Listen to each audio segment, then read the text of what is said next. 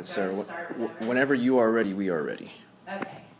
So, starting this course, I acted just like a baby. I whined and whined to everyone I knew, telling them how much I was going to hate talking about politics. Politics is a subject so broad that I had no interest in learning about it whatsoever.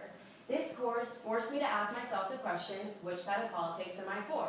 Democrats or Republicans? Democrats focus on adapting to today's new demands, while Republicans focus on preserving America's traditions. My family is made up of Democrats, and after doing my own research, I realized that I'm a Democrat also. The main reason I'm a Democrat is because I believe the main goal of our party is to work on growing together and equally as a nation. The definition of equality is the state of being equal, especially in status, rights, and opportunities. Equality is something that is very important to me. As an African American woman, I believe I should have the same rights and opportunities as a Caucasian male. Sadly, women are still being paid less than men in the workforce. According to the American Progress website, women only make 77 cents to every dollar that a man makes. In 2009, one of the first things that President Obama did was sign the Lilly Ledbetter Fair Pay Act, which, according to CNN, would close all of the loopholes that were in the 1963 Equal Pay Act. Also, it would force employers to prove that the differences in their pay were based on job performance rather than gender. Another issue that is very important to me is today's job market. When I graduate college, I want to be able to go out and find a job and not be hindered by the economy.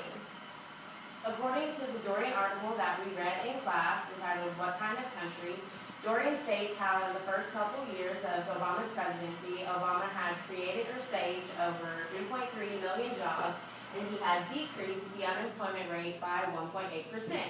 These numbers just give me hope for the future of our economy and also for the possibility of me finding a job when I graduate.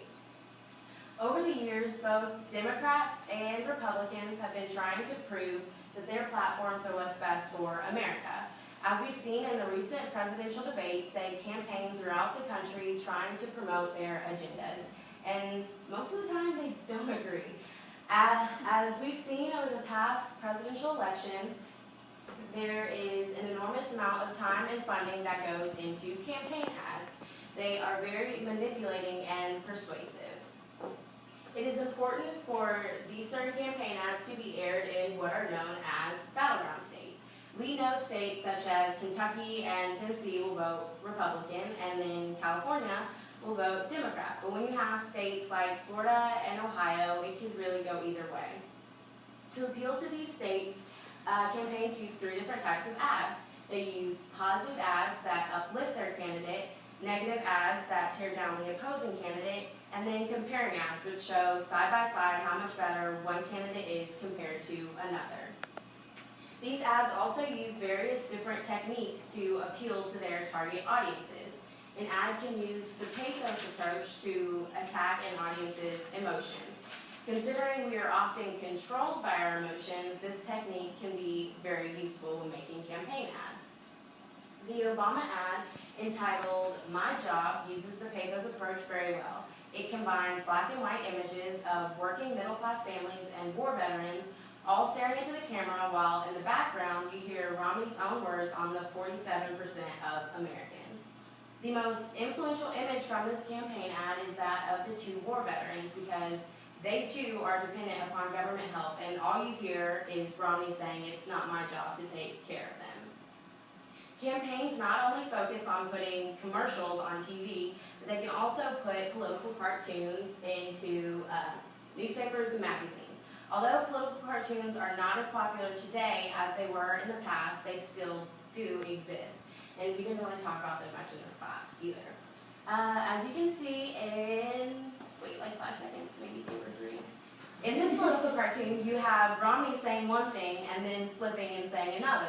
Then you have Obama staring at him and thinking, well, if I stare at him hard enough, then his pants will catch on fire, which makes the audience think of the phrase, liar, liar, pants on fire.